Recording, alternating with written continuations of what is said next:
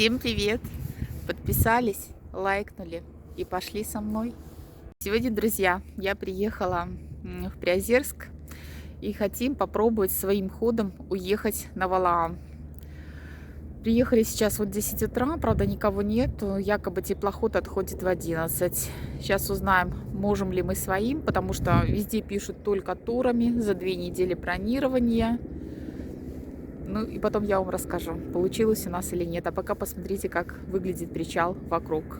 Вот оттуда мы приехали. Здесь несколько жилых домов есть. Такой сосонничек. Написано, что это место стоянки автобусов. Здесь же, когда приезжают автобусы, как с Валаама, так и на Валаам, продают горячую копченую рыбу. И вот написано «Причал Валаам». Прилетел какой-то вертолет, пока я здесь хожу. Здесь вот рядом есть организованная стоянка. Даже вижу туристические домики.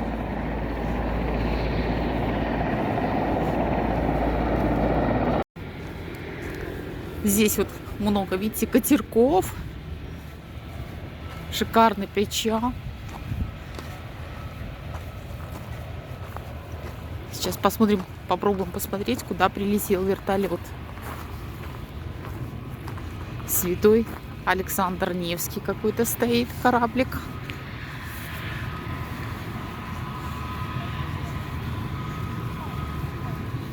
Много яхт. Ну, город Приозерск.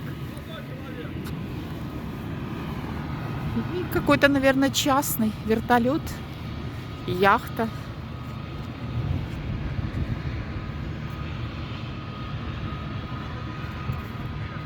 И вертолет, наверное, кого-то привез на вот эту яхту черную.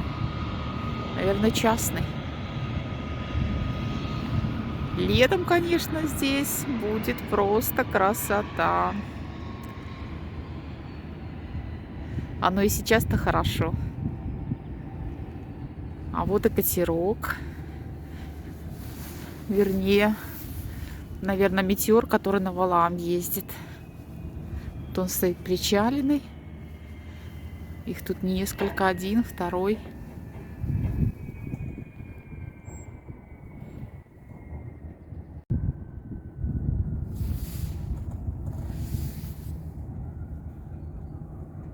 Лес. Видите, сплавляют на той стороне.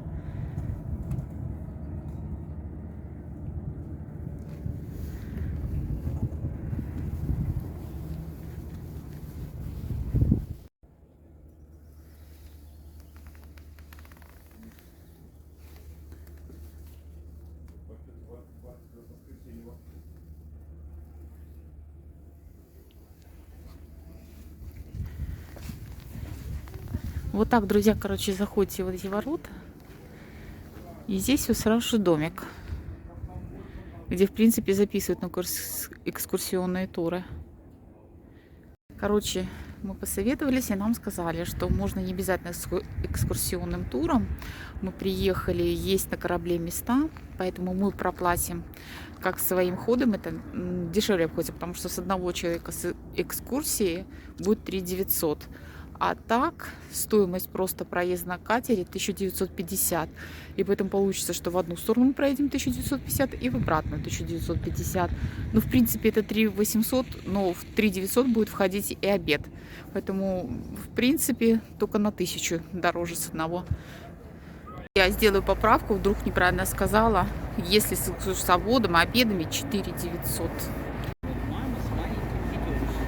Идем вот на причал, где будет посадка на Петиор. И опять вон вертолет куда-то пытается улететь.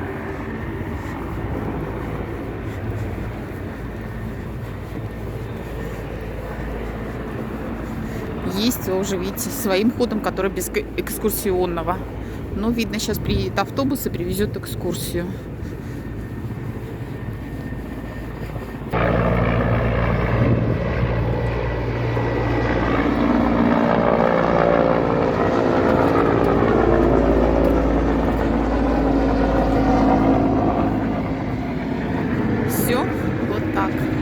преподобный Серафим нас сейчас увезет на Валаам.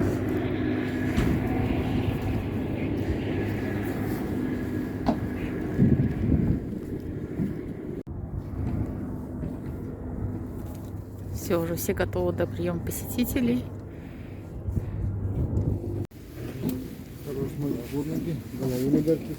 Да, спасибо. Вот такой внутри салон. Максимка, куда? Вперед, вверх. Выбираю, где нравится. Садись здесь, я пойду посмотрю, что там. В катере есть туалеты, нам сказали.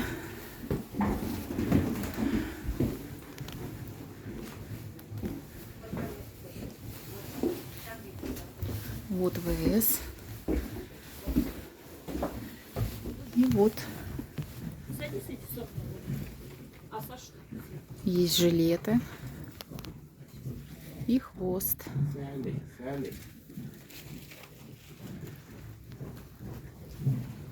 Мне понравилось, очень комфортно. Но первая часть мне больше нравится, чем вторая.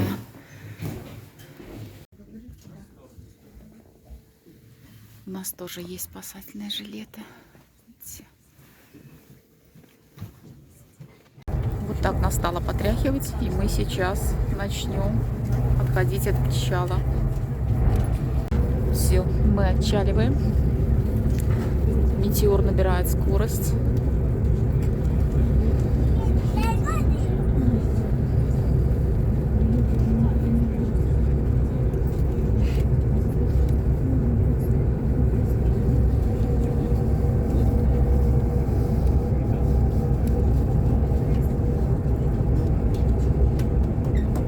Популярное направление Валаам, людей много, хотя еще и сезон не начался, май, середина мая. Летом, думаю, просто так приехать, взять билеты будет невозможно.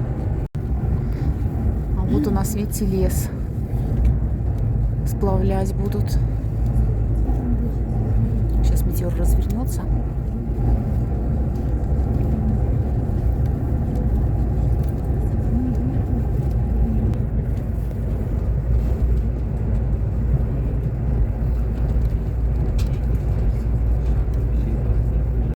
Берегоукрепление, видите, чтобы не размывало берег.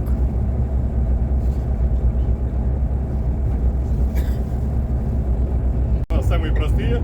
Курение у нас категорически запрещены в любом виде до полной остановки судна. Берегите свое здоровье. Насчет средств спасения многие пассажиры, наверное, знают. На всех судах Это инструктаж. Вот на те случаи жизни, чтобы, к примеру, при аварийных ситуациях люди могли хотя бы срываться с мест пассажирских и бежать к табличкам, чтобы там попытаться начать изучать какие-то определенные правила в дальнейшем своего поведения на борту. И к тому моменту, когда все пассажиры сумеют изучить аварийные правила поведения, я уверен, что правила эти, скорее всего, вам уже и не потребуются. Просто своими словами. Если в салоне действительно имеется проблема знания русского языка, знайте. Тратить время, как я уже сказал, спасательные нагрузки, которые придуманы давным-давно, более века назад. И, как ни странно, в наше современное электронно-компьютерное космическое время наступили времена и новых цифровых технологий. Состояли они на вооружении в былые времена, они состоят на вооружении по сей день. И на гражданском, и на военном, и на воздушном флоте. Кто летал на самолетах, с этим должны быть знакомы. Нагрудники состоят из трех главных деталей. Подголовник, нагрудника, ремни, более ничего не требуется. На наших нагрудниках ремни черные на ярко-оранжевом фоне, вы их никогда не перепутаете. При необходимости ремней, наоборот, положено распутать, то есть развязать, чтобы концы ремней были совершенно свободными. Вот таким образом одевается нагрудник. Процедура очень сложная. Слушаем внимательно, либо смотрим все внимательно, потому что два раза нагрудник для вас я сегодня одевать не стану. Необходимо нагрудник одеть так, чтобы подголовник оказался у вас под головой. Нагрудник, чтобы остался на груди, это, в принципе, самая сложная процедура, которую должны запомнить все. Кому сложно это запомнить, берите пример вот с этой женщине. Женщины, можете просто меня сфотографировать, потом посмотрите фотоснимок, обязательно еще раз меня вспомните. Ну, женщина делает правильно, она взяла в руки телефон и начала запоминать все подряд. Затем необходимо немножко ремни растянуть в сторону, обмотаться ремнями вокруг торса, концы ремней завязать желательно на самом нагруднике, как у нас показано и на табличках с инструкциями. С табличками я спорить не буду, потому что знаю. Именно таким образом нагрудник просто плотнее и жестче будет прилегать к вашему телу. Чем плотнее, поверьте, тем всегда и надежнее. Но если вдруг в суете, спешке либо панике человек вдруг забыл, как правильно завязываться ремни, возможно, запутался в этих ремнях, допустим, ремнями вас запутаться как угодно. Может попытаться запутаться и пониже нагрудника. В критических ситуациях можете даже попытаться попросить человека рядом сидящего, чтобы ремни вам запутали хотя бы со стороны спины. На утелок либо на батик. Кто как умеет, либо у кого как получится. Потому что, знаете, при аварийных ситуациях этот момент для вас уже большой роли не сыграет. При необходимости можете быть уверены. На борту есть у нас экипаж, который вас делается для того, чтобы при погружении человека в воду, нагрудник у нас тоже встречает сопротивление воды и может просто произойти неприятный толчок нагрудника, а нижнюю часть головы, то есть по подбородку. Не дай бог получить какие-либо легкие травмы. Можно запросто прикусить язык, если не держать его за зубами. Хорошо рассказали инструкцию о безопасности пассажиров. Здесь заботятся. Плывем, тут тетенька нам стала рассказывать про Валаам, про Ладожское озеро. Название Ладожское озеро в обиход входит с начала 18 века. Сначала это был город Ладога, который в свою очередь получил название по одноименному притоку в низовьях реки Волга. Ну а затем уже пришло название именно озера. Таким образом, название Ладога носит одновременно река, озеро и город. Котловина Ладоги имеет типичное для Северной Европы ледниковое происхождение. Около 12 тысяч лет назад она окончательно схватилась со льда. В те времена озеро было проливом и сообщалось с океаном не только на западе, но и на севере через Онегу до Белого моря. Высадились мы на пристани Валаамской.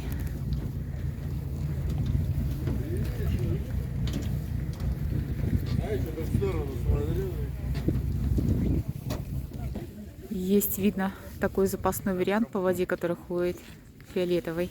Видите? С полозьями. Не знаю, надувные. Нет, по-моему, металлические.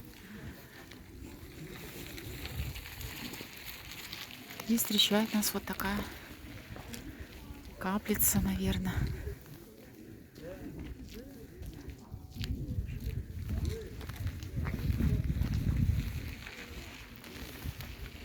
До этого, друзья, я с вами на сегодня прощаюсь.